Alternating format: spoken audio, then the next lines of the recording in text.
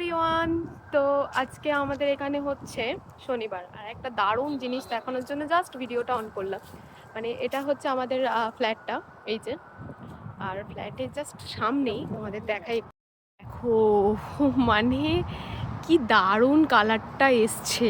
আর গাছের নিচেটাতে দেখো জাস্ট, মাই গড, কি যে ভালো লাগছে দেখতে। এখানে আমাদের এখন এতদিন পরে এতবার বেরোই, মানে এরকম সৌন্দর্য আগে লাগেনি।